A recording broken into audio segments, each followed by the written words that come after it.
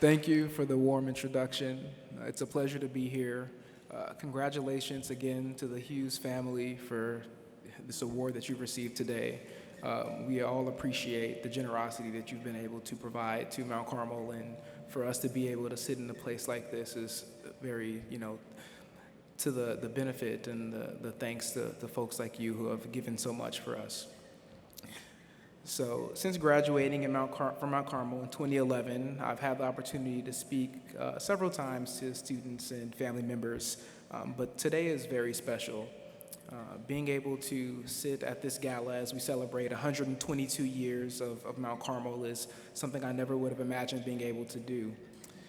When I found out about Mount Carmel or first learned of it, I was a pretty small but hopeful football-playing junior high student that wanted to come somewhere where the legacy of excellence in education and athletics was something that was within the culture, within the fabric. I would never imagine the impact that this institution would have on the trajectory of my life. And I never thought that my story would be important enough to share at a gathering like this. When my parents and I, as Mr. Conroy was saying, were making my high school decision, Mount Carmel was always the front runner. Many of my classmates in junior high had their eyes set on many of these other institutions, some of which have banners hanging over here, many of which we've beat numerous times, and plenty of athletic activities. They'll remain unnamed tonight. But I just knew Carmel was going to be home. The legacy of excellence that was emphasized by Coach Bill Nolan, who's here today, when he came to my junior high. I remember as a sixth grader, seventh grader, and then once again as an eighth grader, he came by with the big folder with all the Mount Carmel information, and I just knew that's where I needed to be. I can vividly remember coming into this building in 2007 in January to sit for the entrance exam, a test that would really change my life.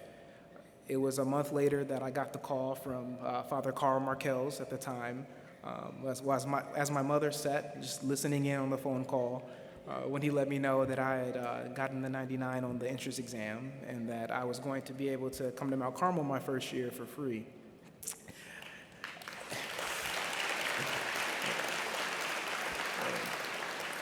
As Mr. Conroy noted, there was no more discussion about where I was going to go, despite the fact that the then very money-savvy 12-year-old had already calculated how many more video games, cool clothes, shoes, iPods that I would be able to afford if I just gone to public school. In hindsight, I could not have made a better decision. The generosity of the donors that founded the scholarship helped support me through one of the most transformative processes, where a young boy from the south side of Chicago was able to sit in these classrooms and learn from faculty like Mark Antonetti, the beloved Coach E, Kurt Ehrenstrom, Mr. Haggerty, who I'm sitting with at the table today, Doc Berry, so many magnificent teachers that challenged me more than I'd ever been challenged academically. These folks that really prepared me for the rigor that was to come. I was able to participate in athletics under some of the coaches that are still here today, like Coach Seagrove, who I saw earlier. Yeah, you can clap for him too, please. He was a freshman football coach who decided that I was a little bit too small for the A team, but big enough heart for the B team. I was able to participate in many extracurricular activities, including writing and performing in some of the theater shows with Caravan Alley, as well as many other activities alongside some of my classmates that are here today, like Tracy Abrams and Kevin Carey. I saw Dan Haggerty earlier. Had it not really been for this Mount Carmel experience, I probably wouldn't have even met my fiance, who I'm with today. She obviously did not come to Mount Carmel, but as a Mighty Mac of Mother McCauley on the south side, Our paths were intertwined like many of the young boys and girls that attend Chicago Catholic schools do. Similar to the story of the Hughes family here. So I'm excited for what's to come. If it hadn't been for Mount Carmel, I probably wouldn't have been able to cross the platform at Rockefeller Chapel when I received my white coat, the same place and the same steps that I took when I graduated from Mount Carmel and got my diploma in 2011, which I then, in 2020, was able to walk across that same stage to receive my doctorate degree.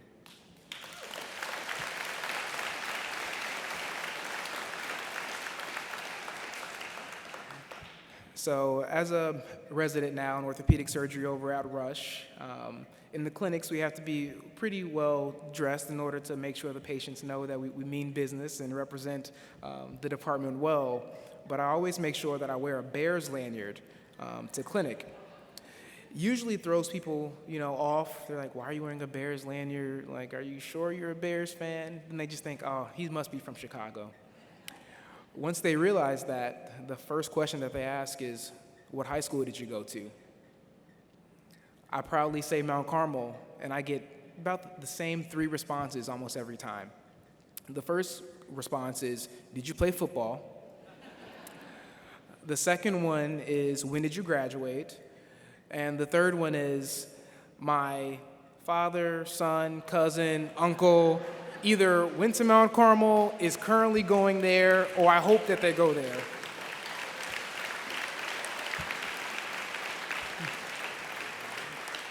It was just a month ago when I was speaking to a patient, and he told me, he was like, yeah, my son is starting at Mount Carmel in a month. What classes should he take? It's really funny because one of my professors from the University of Chicago, who's here tonight, Dr. Farnan, asked me a very similar question when her son, Jack, was coming to Mount Carmel. And I said, well, Dr. Farnan, I haven't been there as a student in quite a while, but if Doc Barry's still there, he should take Latin. And he's a senior now. He's still in Latin, so I think that paid off well. It'll help with the medicine terms, I'm sure. This institution has had such a large impact on folks of all walks of life around Chicago and the surrounding Chicagoland area. And I'm proud to stand before you all to rally and support as we try to see Mount Carmel towards the future. There are so many future minds that this institution needs to touch in order for us to be able to advance in this world, especially now. And I hope that you can find the generosity in your hearts to continue to give what you can. And I hope that you enjoy the rest of this evening. Thank you.